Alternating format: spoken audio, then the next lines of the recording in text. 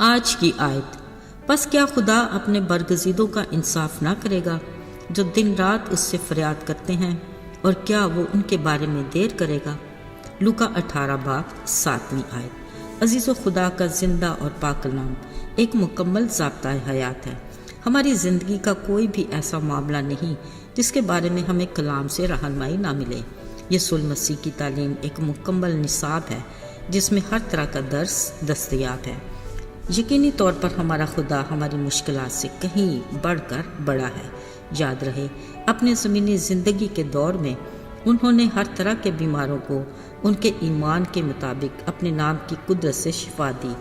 کسی کو تو اپنے اختیار سے گناہوں کو معاف کر کے بھلا چنگا کیا، یہاں تک کہ مردوں کو بھی زندہ کیا، جس سے خدا کے نام کو جلال ملا، تاکہ یسوع کے اس دعوے کی گواہی ہو کہ قیامت اور زندگی میں ہوں۔ اگرچہ شفا کے طریقے مختلف تھے، مگر پس پردہ ایک ہی الہی ذات جو با اختیار ہے۔ یاد رہے، یسوع مسیح کی شخصیت ایسی پرتاثیر تھی کہ مختلف ماحول اور حالات سے آنے والے شاگرد اس کی قربت اور رفاقت میں ایسے تبدیل ہوئے کہ بعد میں انہیں رسول کا درجہ دیا گیا اور رسالت کا بڑا کام ان کے سپرد کیا گیا۔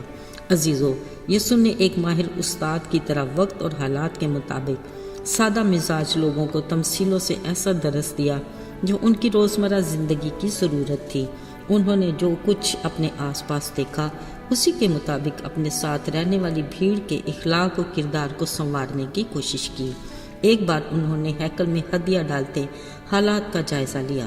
دیکھا، ہر کوئی دکھاوے اور تعریف کے لیے ہدیہ ڈال رہا ہے، مگر ایک بیوہ دھیرے سے آئی، دوسروں سے چھپتے چھپاتے 2 دمڑیاں ڈال گئی۔ وہاں بیٹھے کئی لوگوں نے اس کے بارے میں کیا کیا نہ سوچا ہوگا، مگر یسوع جو دلوں کو جانتا اور نیت کو پرکھ لیتا ہے، انہوں نے اس بیوہ کے بارے میں پرخلوص الفاظ کہے کہ اس بیوہ نے جو کچھ اس کے پاس تھا سب کچھ دے دیا۔ ایک بار نائن کے شہر میں انہوں نے ایک جنازہ دیکھا۔ پتہ چلا یہ ایک جوان لڑکا ایک بیوہ کا تھا، شاید یہ اس کا واحد سہارا ہوگا۔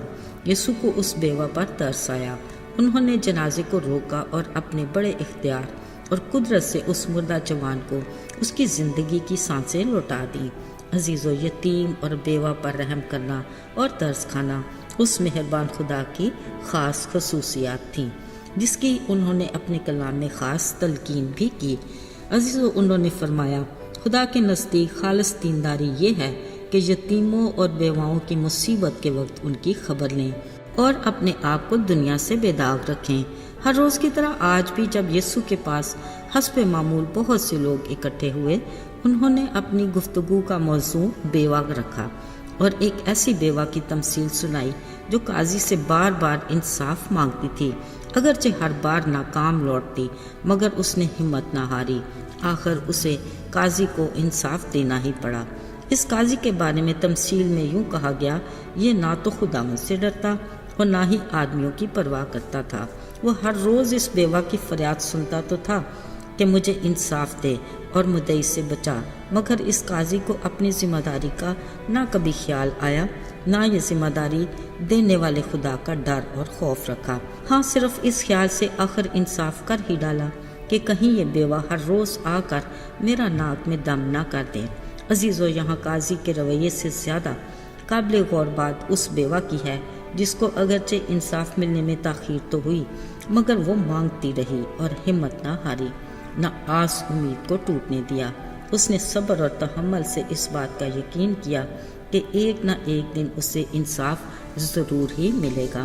عزیزو، بشمول میرے بہت سے ایسے ضرور ہوں گے جو آج یہ سوچ رہے ہیں کہ اے خدا، میں نے کئی بار تجھ سے دعا کی اور جو کچھ میں نے مانگا، مگر اب تک تو نے مجھے جواب نہیں دیا۔ گھبرائیے نہیں، یاد رہے، خدا کے گھر میں دیر تو ہو سکتی ہے مگر اندھیر نہیں۔ ہمیں اس بیوہ کی طرح اپنے انصاف کرنے والے خدا سے مانگتے رہنا ہے، اس یقین کے ساتھ کہ وہ ہماری ضرور سنے گا۔ میرے عزیزو، انتظار کا یہ وقت ہمارے لیے کوئی معنی ضرور رکھتا ہے۔ یقینی طور پر وہ ہمارے ایمان کی مضبوطی اور ہماری آس اور امید کی پختگی چاہتا ہے۔ اس نے فرمایا، صبر کو اپنا پورا کام کرنے دو تاکہ تم پورے اور کامل ہو جاؤ اور تم میں کسی بات کی کمی نہ رہے۔ अजीज़ों, इस तमसील के बाद यीशु ने वहाँ बैठे लोगों को तसल्ली देते कहा, यकीन रखो, खुदा अपने बरगजीदा लोगों का इंसाफ ज़रूर ही करेगा जो दिन रात उससे फरियाद करते हैं। बात वही, उसके घर में देर तो है, अंधेर नहीं। मेरे अजीज़ों, आज हमारे लिए भी खुदा के तसल्ली के यही अल्फाज हैं। हमें साबित कदम रहना है और उससे मांगते रहना है। वो अपने ठहराए वक्त पर हमें ज़रूर जवाब देगा। आइए दुआ करें। आए जिंदा जलाली खुदावन, हम तेरे शुक्रगुजार हैं कि तेरे दरवाजे हमेशा हमारे लिए खुले हैं और तेरी आंखें हम पर ही लगी हैं। तेरा कान भारी नहीं कि सुन ना सके, तेरा हाथ छोटा नहीं कि बचा ना सके। हमारे ईमान को बढ़ा और आस और उम्मीद को कभी टूटने ना देना। यीशु के फतेहमंद और जलाली नाम में मांगते हैं, आमीन।